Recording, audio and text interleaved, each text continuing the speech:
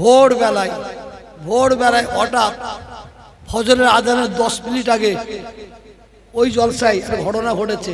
আমার জলসা শুনবে তো সবাই, মেয়েটা পুরো লোক শুনবে। আমি ওয়াজ করছি, হঠাৎ দেখে একটা কাক এসে বসে বলল এই আমার পাশে। কাকটা বসে আমার দিকে এইভাবে তাকিয়ে আছে। আমি ওয়াজ করতে করতে দেখছি আর মনে মনে ভাবছি আজরাইল নাকি, আমার দিকে এইরকম তাকিয়ে আছে, এদিক ওদিক নাই, মনে মনে ভাবছে আজরাইল না কি রে ভাই। আর শ্রোতারা আমার দিকে দেখে শুধু কাকটার দিকে দেখছে।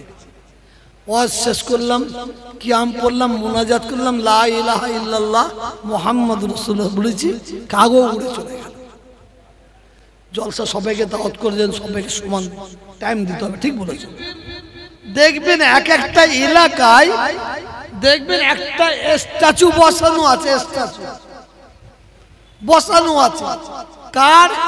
ইন্দিরা গান্ধী, কার? জ্যোতি বসু, কার? ওই কি বলে রাজীব ব্যানার্জি, কার? ওই নজরুল ইসলাম, কার? রবীন্দ্রনাথ ঠাকুরের। থাকে না থাকে না স্ট্যাচু, থাকে না থাকে না, মোড়ে মোড়ে থাকে তো। ওরা কেন বসিয়েছে জানেন? যারা ইন্দিরা গান্ধীকে ভালোবাসে, সে ভালোবাসার জন্য একটা স্ট্যাচু বসিয়ে রেখে দিয়েছে।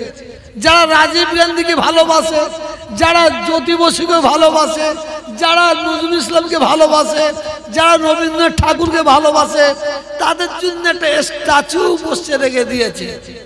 টাউনে দেখবেন, আমি বহু দেখেছি।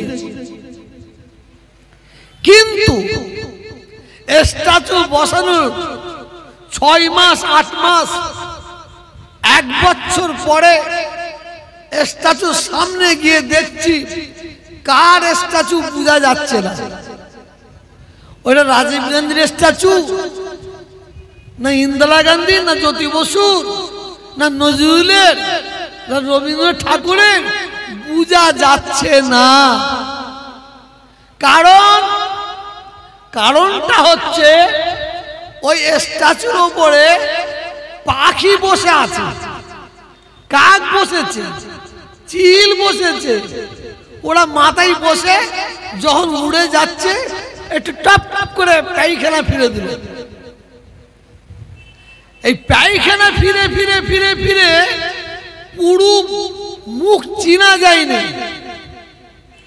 তোমরা যদি সত্যিকারের অত ভালোবাসো, তাহলে তোমাদের ওখানে আরেকটা করণীয় ছিল। কি করণীয়? স্ট্যাচু করেছো, তার মধ্যে সুন্দর একটা কাঁচের ঘর বানিয়ে দাও। কাঁচের ঘর বানিয়ে দিলে কি হবে? 4 চৌকো ঘর বানিয়ে দিলে কি হবে? তাহলে কাক, চিল, পাখি বসলে, পায়খানা করলে ওদের মাথায় পড়বে। কথা বলছেন না কেন? পড়বে না। এ ভালোবাসার কোনো মূল্য আছে? কোন মূল্য আছে? কিন্তু আজকে আমি যে ওয়াজ করব, আমার উপর জলসা কমিটির ভাইয়েরা রেগে যাবে না তো? ভয় হচ্ছে। কি একটু বাস্তব কথা বলবো না? আপনারা বুঝবো নাকি? কথা বলবেন তো? বলবো, জোরে বলুন। আপনারা যদি বলতেন না বলতেন, আমি তাহলে বলতাম। কেন? আমি জুলফিকারের বেটা, ছোট হুজুরের বেটা, হক কথা বলতে পিছই না, পিছাবো না। এই যে বিশ্ব নবী দিবস উদযাপিত করছেন, মাশাআল্লাহ, কিন্তু বিশ্ব নবী দিবস শুধু উদযাপিত করে কোনো লাভ হবে না। সত্যিকারের যদি আমরা নবীকে ভালোবাসি, প্যার করি, মোহাব্বত করি, তাহলে আপনাকে আমাকে সর্বপ্রথমে আল্লাহ এবং আল্লাহ রসুলের হুকুম আহকাম অনুযায়ী জীবন যাপন করতে হবে। ঠিক না বেটি? কথা বলুন। একটা বাংলায় কথা আছে, হিন্দিতে কথা, বাংলায় কথা আছে, রোজার নামে খোঁজ নাই, ভাড় ভর্তি ছোলা। রোজার নামে খোঁজ নাই, भाड़ भर्ती चूल्हा, रोजा भी नहीं रखेगा, इफ्तार भी नहीं करेगा, क्या मुर्दूत होके मरेगा? रोजा राखिनी तो की হয়েছে? অন্তত ইফতারটা দে, ছোট পেটে খাই। এই ধরনের নবীর উম্মত, নবীর পরিজন আছে? একটু জোরে বলবেন তো, পরিজন আছে? দরকার আছে না? দরকার নাই।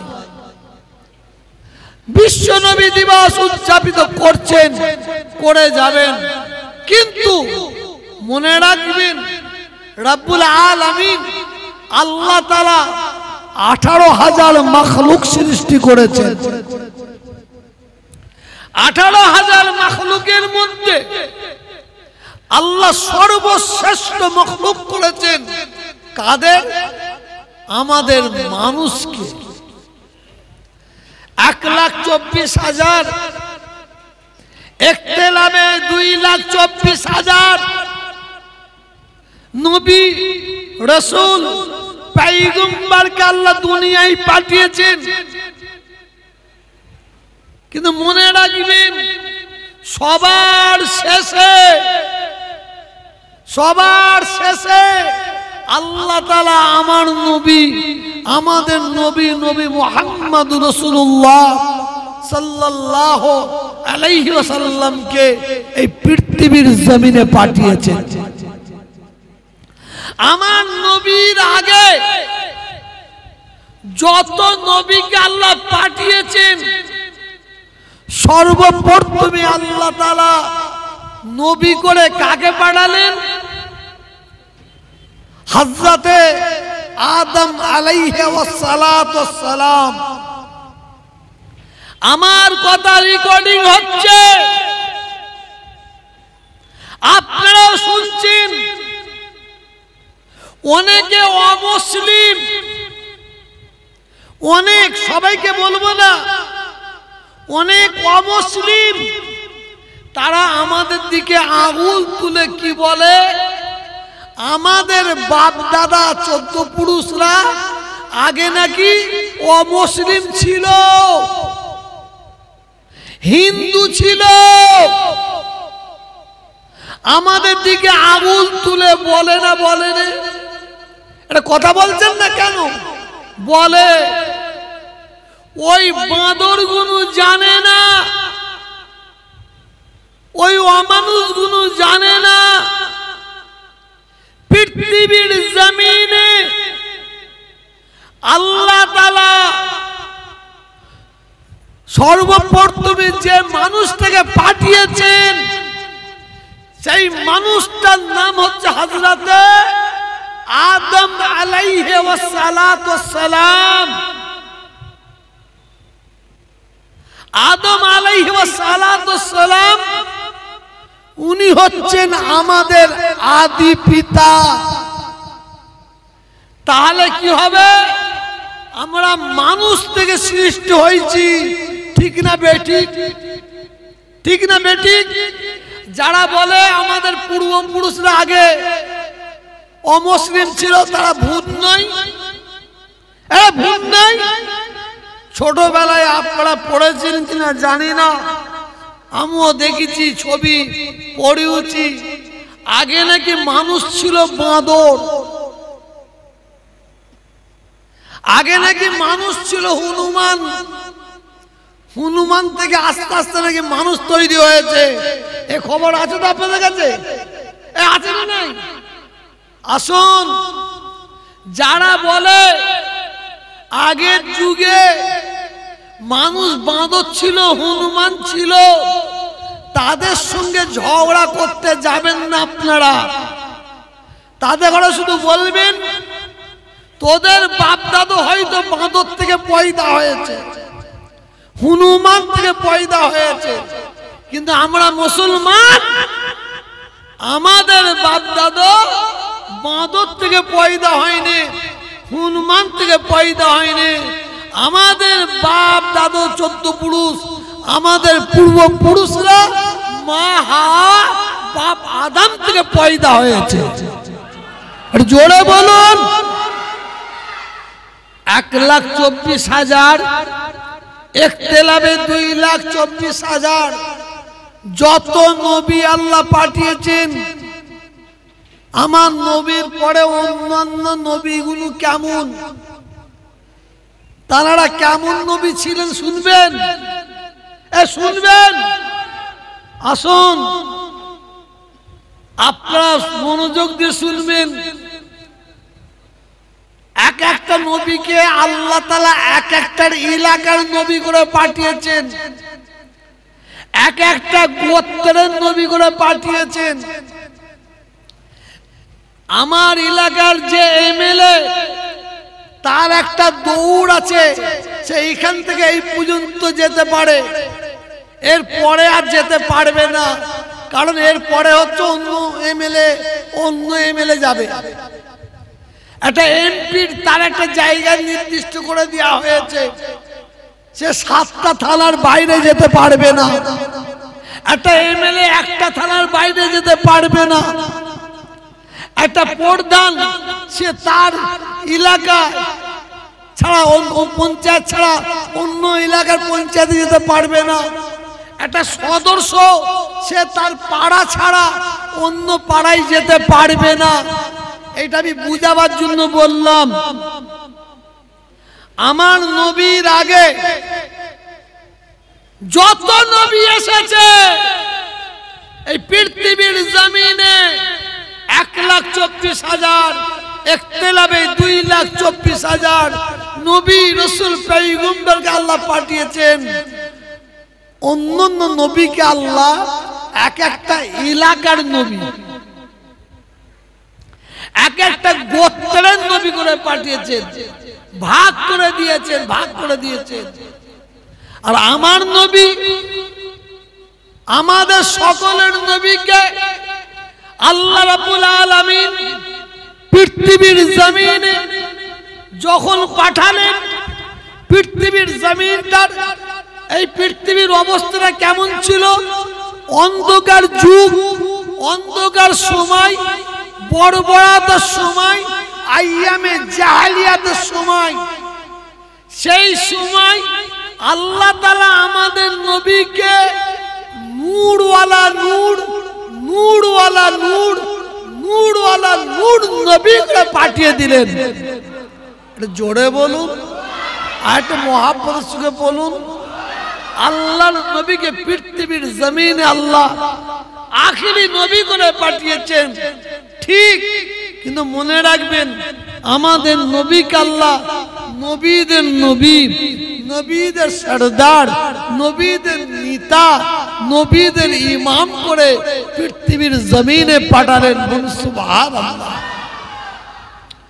যেহেতু নবী দিবস উপলক্ষে জলসা, আমি নবীর সম্পর্কে একটু আলোচনা করছি। মনে রাখবেন, নবী মানুষ, নবী ফেরেশতা নয়। নবী মানুষ, নবী জিন নয়। কিন্তু নবী আপনার আমার মতন মানুষ নয়। নবীকে আল্লাহ মহামানব বলে পৃথিবীর জমিনে পাঠিয়েছে। বুঝাবার জন্য বলছি, আমার হাতে একটা 6 গ্রাম হীরের পাথরের একটা আংটি আছে। 6 গ্রাম হীরে পাথরের আংটিটা যদি আমি আপনাদের এখনই রাজারহাটে বিক্রি করতে যাই, কম করে 4 লাখ টাকা দেবে। এই পাথরটাকে আপনারা কি বলবেন? লোহাকেও বলবেন। এই হীরে পাথরটাকে আপনারা লোহা বলবেন? জোরে বলুন। পেতল বলবেন? পেতল বলবেন? সোনা বলবেন? রূপো বলবেন? কি বলবেন? জোরে বলুন। পাথর ক গ্রাম? 6 গ্রাম।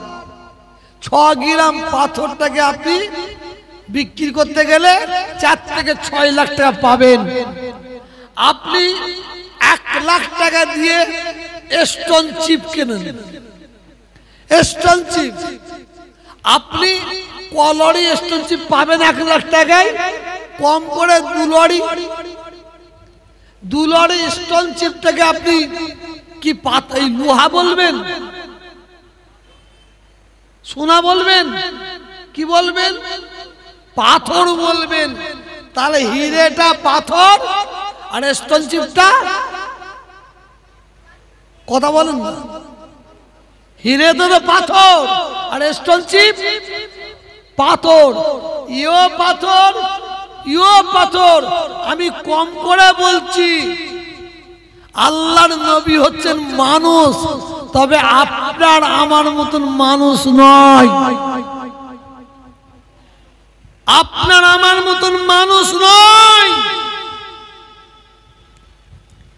এখনই আমি আপনাদের দেখাচ্ছি, এখনই দেখিয়ে দিচ্ছি কেমন মানুষ। মুহাম্মদ সকলে পড়বেন না? দরুদের ভাগ আছে, দরুদের ভাগ আছে। সাল্লাল্লাহু আলাইহি ওয়াসাল্লাম ইও একটা দরুদ। রাসূলের নাম শুনলে কি বলতে হবে, কি পড়তে হবে? দরুদ পড়তে হবে। এখনই দেখাচ্ছি আপনাদের। মুহাম্মদ, জোরে বলুন মুহাম্মদ, মুহাম্মদ, মুহাম্মদ। খুদার কসম, এই যে আমরা বলুন মুহাম্মদ সাল্লাল্লাহু আলাইহি ওয়াসাল্লাম আমরা বললাম, এই আমাদের দরুদের নজরানাটা আল্লাহ এখনই এই মজলিস থেকে আমার রাসূল পাকের রওজা মুবারকে ফেরেশতার দ্বারাই পৌঁছে দিলেন। এটা জোরে বলুন, এটা জোরে বলুন। আমি বলছি, আপনারা বলুন আসসালাতু ওয়াসসালামু আলাইকা। আমাকে পড়ুন আসসালাতু ওয়াসসালামু আলাইকা ইয়া রাসূলুল্লাহ, আসসালাতু ওয়াসসালামু আলাইকা ইয়া হাবিবাল্লাহ, আসসালাতু ওয়াসসালামু আলাইকা ইয়া সাফিউল মুসলিমিন, আসসালাতু ওয়াসসালামু আলাইকা ইয়া খাতামান নবী, আসসালাতু ওয়াসসালামু আলাইকা ইয়া রাহমাতাল লিল আলামিন। আল্লাহকে সাক্ষী রেখে বলছি, পীরের বেটা বলে যাচ্ছি, জুলফিকারের বেটা, আল্লাহর কসম খেয়ে বলছি, আমরা কাকে সালাম দিলাম? এটা জোরে বলুন, কাকে সালাম দিলাম? আমাদের প্রত্যেকের সালাম আমার রাসূল পাকের রওজা মুবারকে পৌঁছে গেছে। এটা জোরে বলুন। আমাদের প্রত্যেকের গলার আওয়াজ আমার রাসূলের রওজা মুবারকে পৌঁছে গেছে। শুধু তাই নয়, আমরা নবীকে সালাম দিলাম, আমার রাসূল পাক সাল্লাল্লাহু আলাইহি ওয়াসাল্লাম মদিনার মসজিদে নববী রওজা মুবারক থেকে আমাদের সকলের সালামের জবাব দিয়েছে। এটা জোরে বলুন সুবহানাল্লাহ। আমাদের নবী হায়াতুন নবী, আমাদের নবী, এটা জোরে বলুন, জোরে বলুন, হায়াতুন নবী। এ ভাই, শুধু ওয়াজ করলে হবে না, রস শুনলে হবে না।